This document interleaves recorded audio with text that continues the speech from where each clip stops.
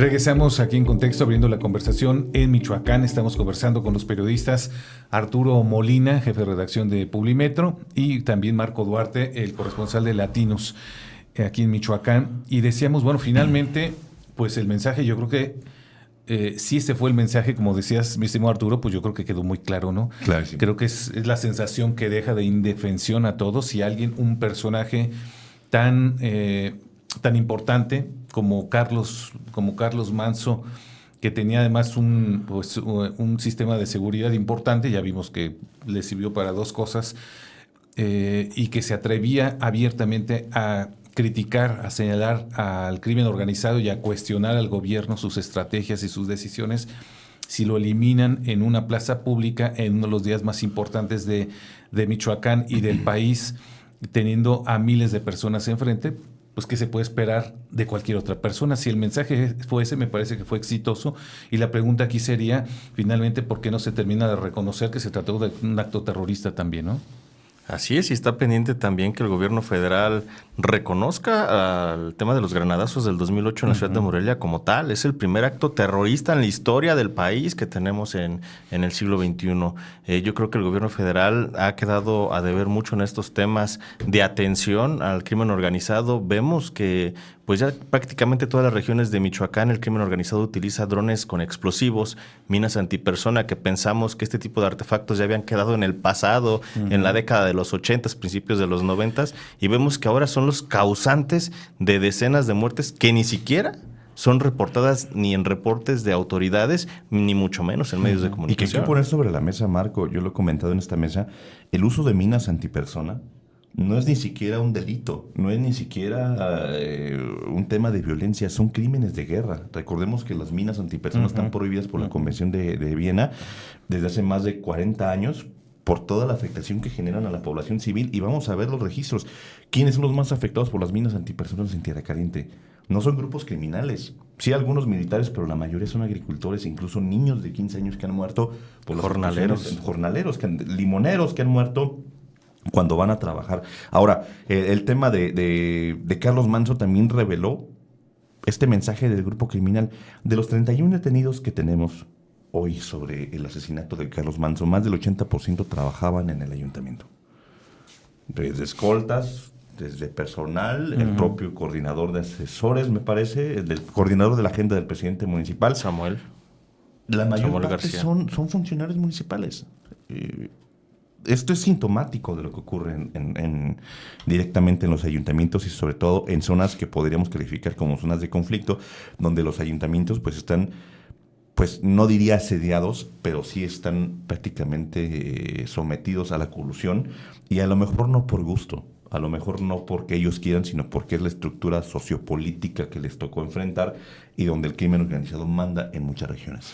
Y bueno, también, se recuerda justamente que este personaje, Ramón Ángel N., apodado el R1, pues era un personaje muy conocido en la región, en Michoacán, que sumaba carpetas de investigación prácticamente desde hace 15 años.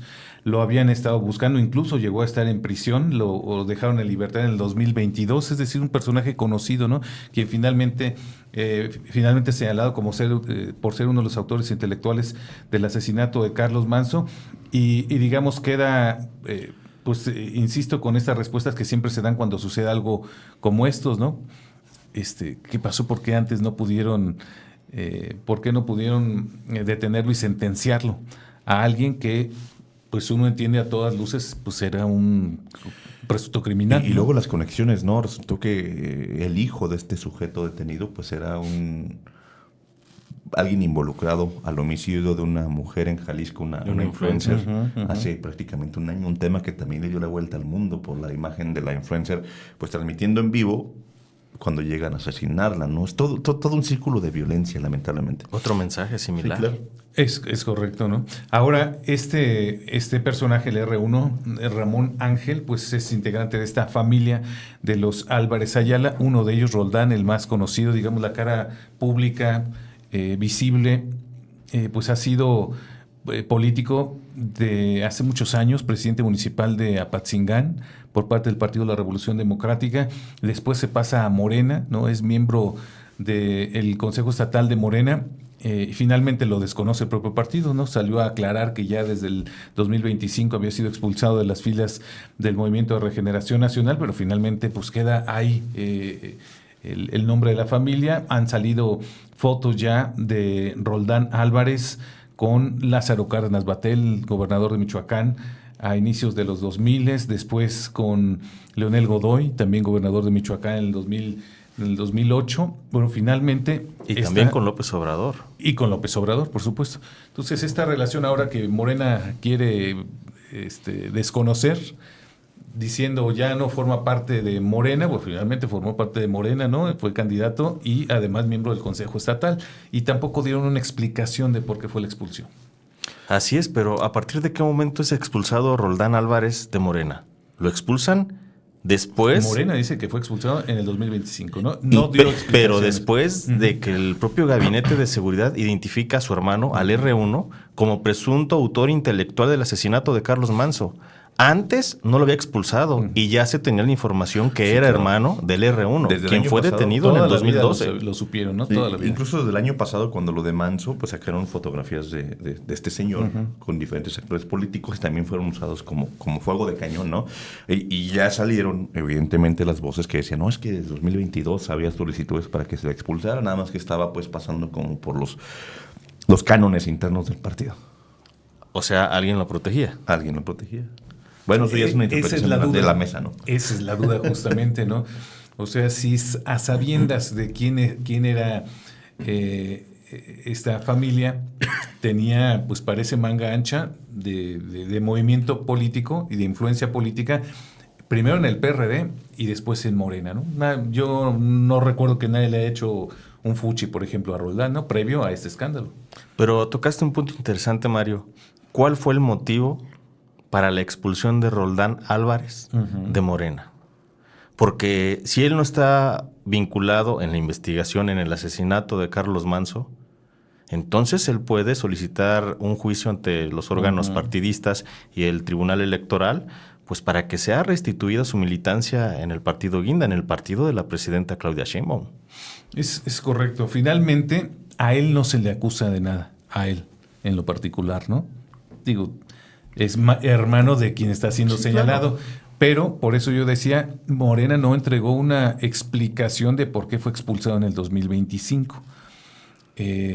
Y pues tampoco él, me parece, yo no conozco que él haya también solicitado algún tipo de explicación al partido de por qué fue su expulsión, si efectivamente fue así, y las razones de por qué él aceptó, por ejemplo, una expulsión pues sin argumentos. Creo que ya no le queda de otra también. Creo que el partido sabe que tiene que tomar esta medida, lamentablemente. Pero, o sea, lo que decimos con Marco es ¿qué argumentos tiene Morena para expulsar a Roldán si él no está siendo acusado de absolutamente nada? Porque bajo esta tónica, pues entonces el exgobernador perredista, hoy diputado federal morenista, Leonel Godoy Rangel, pues también tendría que ser expulsado de Morena por las acusaciones que en su momento tuvo su medio hermano Julio César Godoy Toscano. Hoy prófugo de la justicia. Así es. Sí, todavía prófugo de la justicia. Una relación familiar no es motivo suficiente para esto, ¿no? Justamente. Buen ejemplo. Vamos a hacer una pausa, mi estimado Marco, para seguir analizando estos temas, porque en Morena justamente pues ha dado de todo. Este tema que ha generado mucha polémica, las relaciones del R1 con el PRD y con Morena a través de su hermano, obviamente que no está siendo acusado de absolutamente nada. Y luego también pues ya los pleitos internos de los grupos que conforman hoy Morena, al menos estos dos muy visibles que encabeza el gobernador de Michoacán, Alfredo Ramírez Bedoya, y el que encabeza Raúl Morón y Leonel Godoy por parte del otro lado, tuvieron una reunión para limar asperezas y de esto platicaremos después de la pausa. Volvemos.